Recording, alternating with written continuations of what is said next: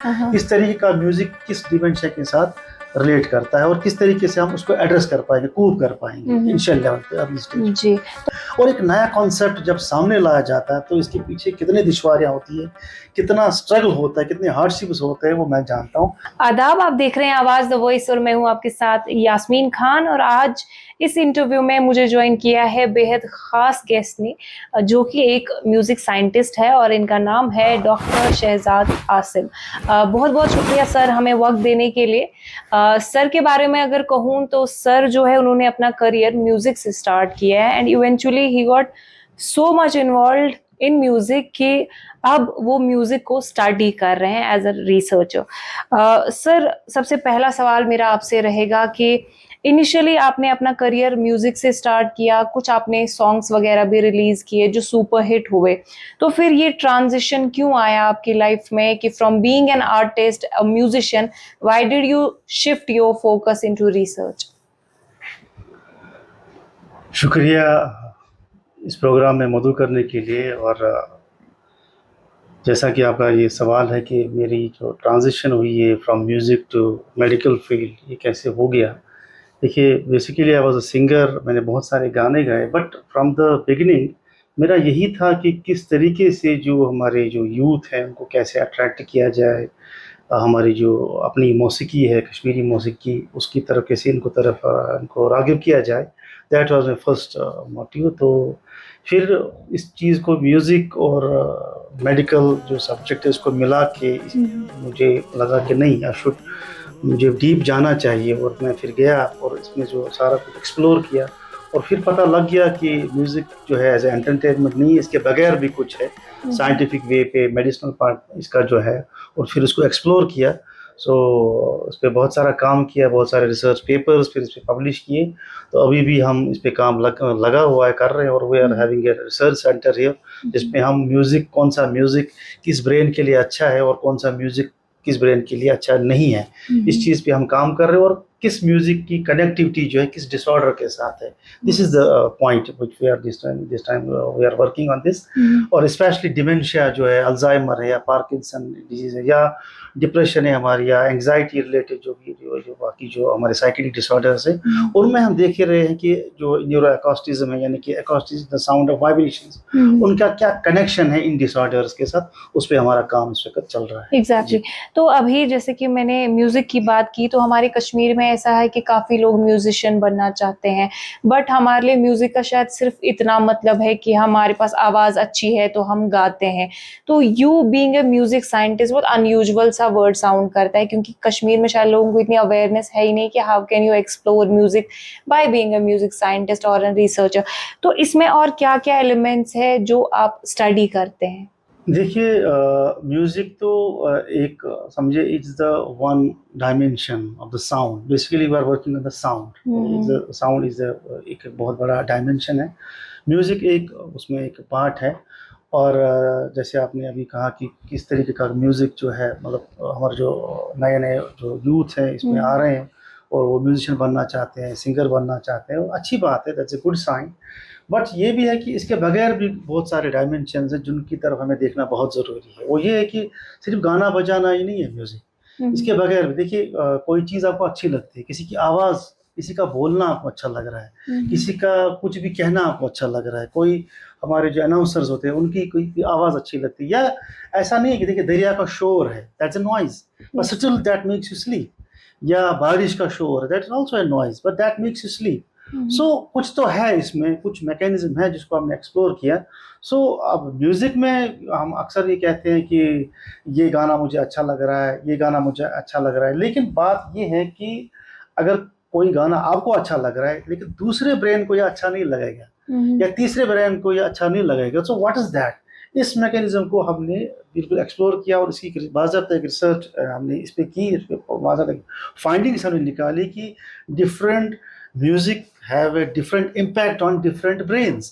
तो ये अलग अलग चीज़ें, अलग अलग फ्रीक्वेंसी हमारे सामने आ गई और इनकी कनेक्टिविटी किस न्यूरोट्रांसमीटर के साथ ज़्यादा है, और ये भी बहुत अच्छा सब्जेक्ट है।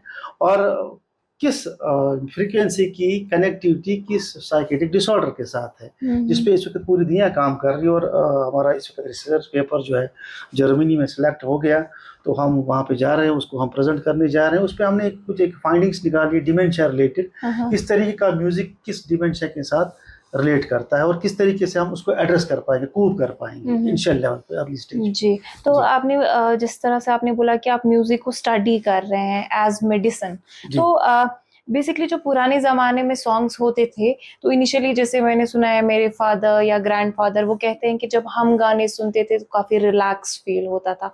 मतलब जो अभी की हमारी दुनिया है, तेज़ रफ्तार, सब लोग ऑक्यूपाइड है, प्री ऑक्यूपाइड है इनफैक्ट, तो ऐसे में जब हम म्यूजिक सुनते हैं हमें वो शोर लगता है, एंड जब भी हमें थोड़ा एक वो चाहिए होता है ना कि वो एस्केप करने का वो, तो हम स्विच करते हैं पुराने गाने की तरफ, हम वो सुनते हैं। So do you think stress और म्यूजिक का कोई कनेक्शन है? देखिए, ये बहुत अच्छा सवाल आपने किया कि एज़ पर द जो ओल्डर जनरेशन है हमारी, उनको वो गाने अच्छे लगते थे जो उनको सूदिंग इफ़ेक्ट देते थे, जैसे पुराने गाने थे वो बड़े अच्छे लगते थे। लेकिन आजकल की जो जनरेशन है उन गानों को शायद लाइक नहीं कर पा रही है बिकॉज़ ऑफ साइंटिफिक रीज़न, मैं आपको कहूँगा। देखिए, एक बच्चा जब जन्म लेता है तो 2 साल के बाद उसका कॉग्निटिव डेवलपमेंट हो जाती है उसकी ब्रेन की। उसका मतलब ये हो गया कि जो भी एनवायरनमेंट है, जो भी इन्फॉर्मेशन उसके ब्रेन में हिप्पोकैम्पस में स्टोर हो रही होती है या वो एस्टैब्लिश कर पा रहा होता है, तो जब वो जवान होता है आफ्टर 18 ईयर्स या 20 ईयर्स, तो उसके अंदर हिप्पोकैम्पस में जो स्टोर हुआ होता है, ज़ाहिर सी बात है कि जो उसको स्टोरेज में होगा वो ही उसको अच्छा लगेगा। जो एनवायरमेंटल जो उसका अप्लाइड मोड पे जो भी साउंड आएगा वो उसी चीज़ को सिंक्रोनाइज करेगा, वो सिंक कर पाएगा। दैट उसका मतलब ये हो गया कि अगर आज से 20 साल पहले का बच्चा लेंगे, डेफिनेटली वो आजकल का म्यूजिक ही उसको अच्छा लगेगा बिकॉज उसके स्टोरेज में वही है।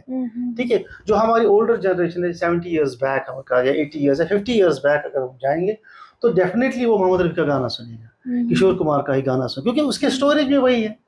ठीक है, वो केएल सहगल का नहीं सुनेगा उतना। अगर उससे भी पहले हम जाएंगे वो बोलेगा नहीं, मैं मलका पुखराज का सुनूंगा, मैं केएल सहगल का सुनूंगा। ठीक है, so it depends upon the storage, whatever you are having the stored in your hippocampus information, जो भी आपके अंदर जो मेमोरी है जिसको हम कहते हैं, उसको जो मतलब जो उसके पास स्टोर हुआ होता है और जो अप्लाइड मोड पे इसके साथ सिंक हो जाता है वो उसको अच्छा लगता है। जो 90s के बच्चे हैं अभी, तो वो लोग जैसे फॉर एग्जांपल अभी सोशल मीडिया का ट्रेंड है, लोग रील्स बना रहे हैं या काफ़ी म्यूज़िक के साथ एक्सप्लोर कर रहे हैं। तो ऐसा लाइक मैंने पर्सनली ऑब्जर्व किया है कि जैसे पुराने ट्रैक्स है, जैसे जाने वो कैसे लोग या काइंड ऑफ बहुत ऐसा वाला म्यूज़िक है जो शायद 90s के बच्चे कभी नहीं सुनते। आज वो उनके साथ उस म्यूज़िक के साथ रिलेट कर पा रहे हैं। जी। तो जो हमारा एक्सटर्नल जो हमारे सराउंडिंग्स होते हैं, क्या उसका जो फ़र्क है किसी हिसाब से पड़ता है हमारे ब्रेन पे, अगर हम फ्रीक्वेंसी वाइज बात करें कि मतलब तेज तरार जिंदगी, आप ऑफिस जा रहे हैं, शोर है, ट्रैवल कर रहे हैं, बट फिर म्यूजिक को अगर आप सुन रहे हैं तो आप क्यों वो प्रेफर कर रहे हैं, लाइक क्या देखिए कनेक्शन? देखिए, ये जो आपने कहा अभी, मैं जो मुझे समझ आएगा वो ये है कि जो आजकल का नौजवान है इसके जो अंदर जो इन्फॉर्मेशन है वो एक पुराने गाने को फिर रिवाइव कर पा रहा है, यस। उसको फिर से वो अच्छा लग रहा है। बट एक कंडीशन है, दैट्स अ कंडीशनल बेसिस। देखिए, जो भी पुराने गाने इस वक्त उनको अच्छे लग रहे हैं, डेफिनेटली उसमें बीट सिस्टम होगा। वो वही गाना नहीं होगा प्योरली बेसिक पे, उसी वही रिकॉर्डिंग नहीं होगी, वो कुछ नए अंदाज में होगा और उसको हम बीट, उसको हम प्लकिंग्स कहते हैं, साइंटिफिक लेवल पे हम प्लकिंग्स कहते हैं। बीट सिस्टम जब भी आपके ब्रेन स्पेक्ट्रम के साथ इंटरेक्ट हो जाते हैं, डेफिनेटली वो आपको प्रोवोक करते हैं, जो स्टिमुलेशन प्रोसेस में हो जाते हैं। और जब पुराने गाने इस बीट के साथ चलते रहते हैं तो आप आजकल का जो ब्रेन है it is over occupied, it is in race, it is in competition. ठीक है, तो ये उस बीट से बिल्कुल स्टिमुलेट हो जाता है। तो अब जो इसको कंटेंट उसमें आ रहा है तो डेफिनेटली वो भी उसको प्रोवोक स्टिमुलेट कर ही पाएगा। जो आजकल के गाने चल रहे हैं आप देख लिए, पुराने गाने की तरफ फिर हम जा रहे हैं, बट पुराना गाना जो है बिल्कुल उसी प्योरेस्ट फॉर्म में अगर आप सुनाओगे तो वो नहीं सुनेगा, पुरानी आवाज में तो वो नहीं सुनेगा। लेकिन अब उस गाने को कोई बंदा गा रहा है एक नए स्टूडियो में, नए अंदाज में, नए बीट्स में गा रहा है, ठीक है, उसमें बीट्स लगा रहा है, तो definitely that will stimulate you, definitely वो आपको अच्छा लगेगा। बिकॉज जो आपका इस वक्त का ब्रेन स्पेक्ट्रम है, मैं स्पेक्ट्रम्स की बात कर रहा हूँ, इस वक्त हम ओवर ऑक्यूपाइड है, इस वक्त हम रेस में हैं और हमारी फ्लक्चुएशंस अब्रप्टली इधर उधर कर रही है। ये मैं आपको साइंटिफिकली बता रहा हूँ, कुछ बातें जी। आपको समझ में शायद ना आए, लेकिन साइंटिफिक लेवल पे ये है कि ये चीजें आपके साथ इंटरेक्ट हो रही है। दैट इज वाई आजकल का जवान जो है उसमें पेशेंस लेवल भी कम हो yes. Because of this fact. Scientific level पे जो स्पेक्ट्रम्स है ये इसकी कंसिस्टेंसी भी ज्यादा नहीं होगी एज पर जो हमारे ओल्डर एज वाले होंगे उनकी जो कंसिस्टेंसी, उनका जो पेशेंस लेवल है वो बहुत ज्यादा होगा। जी। ठीक है, इसका इंटरेक्शन इसके साथ कनेक्टिव। तो अभी न्यूज़ में कई दफ़ा हमने देखा कि आपका जो रिसर्च पेपर है जो आप प्रेजेंट कर रहे हैं, तो मैं चाहती हूँ कि आप हमारी ऑडियंस को ब्रीफली उसके बारे में बताएं, because it's a proud moment for us Kashmiris कि आप इनफैक्ट इंडिया को रिप्रेजेंट कर रहे हैं इतने बड़े प्लेटफॉर्म पे। तो थोड़ा की हाइलाइट्स बताएं क्या है इस एंटायर प्रोजेक्ट के। जी देखिए, हमारे मुल्क में तो ऐसे बहुत बड़े बड़े कलाकार हैं जो म्यूजिशियंस हैं या वोकलिस्ट्स हैं जो बहुत गुणी लोग हैं, लेकिन when it comes to scientific level पे इस तरह का काम करना एक बहुत बड़ी बात है। मुझे खुद पता है कि मैंने कितना स्ट्रगल किया इस चीज़ के लिए, और एक नया कॉन्सेप्ट जब सामने लाया जाता है तो इसके पीछे कितनी दुश्वारियाँ होती है, कितना स्ट्रगल होता है, कितने हार्डशिप्स होते हैं वो मैं जानता हूँ। बट थैंक्स टू ऑलमाइटी कि अब कामयाबी मिली, और जो हमने रिसर्च फाइंडिंग्स यहाँ पे की थी in collaboration with the institute of जो जो हमारा इभास है, जो human behaviour and allied science new Delhi, तो हमारी क्लिनिकल ट्रायल्स इस पे हो रही है और डिमेंशिया रिलेटेड हमारा ये प्रोजेक्ट है। तो इस चीज़ को जर्मनी में बर्लिन में हमारी कॉन्फ्रेंस हो रही है, और ये बहुत बड़ी कॉन्फ्रेंस है वर्ल्ड लेवल की, और इसमें हम अपने मुल्क को रिप्रेजेंट करेंगे। वहाँ पे I will be the only one from India who will represent the scientifically music at this platform. Okay, nice. तो एक और क्वेश्चन मेरा आपसे है कि जैसे हम डिप्रेशन की बात करते हैं तो ऑफ कोर्स अब लोग जैसे साइकेट्रिस्ट के पास जाते हैं, काफ़ी सारी दवाइयाँ खाते हैं, तो ऑफ कोर्स उसके बाद कई कई सारी प्रॉब्लम्स भी होती है। तो इज़ देयर अ वे कि अगर समबडी जो डिप्रेशन में है तो म्यूजिक उसको हील कर सकता है कंप्लीटली, अगर फॉर एग्जांपल वो मेडिसिन ना लेना चाहे? देखिए, साइकेट्री एक अलग डोमेन है और न्यूरोलॉजी एक अलग डोमेन है। जहाँ तक हमारे डोमेन का सवाल है, we are connected with the neuro acoustism. Neuro acoustism का मतलब ये है कि science of vibration, connection with the neurons. तो I am a neuro acoustician this time and as a musicologist. और आपका सवाल है कि म्यूजिक का क्या कनेक्ट है इन चीज़ों के साइकिल डिसऑर्डर्स के साथ, क्या हम इन चीज़ों को एड्रेस कर पाएंगे या नहीं। देखिए, जहाँ तक आपने अभी बात की डिप्रेशन की जो डेफिनेशन है अभी साइंटिफिक लेवल पे अभी हम उसको पूरा डिफाइन नहीं कर पा रहे हैं, बिकॉज साइकेट्री का अलग एक डोमेन है और न्यूरोलॉजी का अलग डोमेन है, वो इसको डिफाइन नहीं कर पा रहे। But when it comes to the neuro spectrums तो हम उसको डिफाइन कर पा रहे हैं। ये मैं आपको रिसर्च की बात कर रहा हूँ जो हम जर्मनी में अभी प्रेजेंट करने वाले हैं। उसमें क्या है कि जो हमारा जो लेफ्ट एंड राइट हेमिस्फीयर है उसमें जो ब्रेन स्पेक्ट्रम है उनकी एक बैलेंसिंग होती है। तो जब आप इन्वायरमेंट में होते, किसी सिचुएशन में होते, आप उसको टैकल नहीं कर पा रहे हो, तो डेफिनेटली आपका जो इम्पैक्ट है इस न्यूरल एक्टिविटीज़ पे पड़ ही जाता है। तो जब ये इम्पैक्ट इस पे पड़ जाता है आप इम्बैलेंस हो जाते हैं। इम्बैलेंस की वजह से आपकी जो न्यूरो ट्रांसमीटर जो कंसंट्रेशन है उस पर भी इफेक्ट हो जाता है। सो इस चीज़ को हम डिप्रेशन कहते हैं। और अगर आप इसको कोप नहीं कर पा रहे हो, इरिटेट हो जाता है, उसको हम एंग्जाइटी कहते हैं। ये मैं फिलहाल ना ऐसे ही कह रहा हूँ। तो जब आप साइंटिफिकली इस पे बात करेंगे तो ये बड़ा सब्जेक्ट है।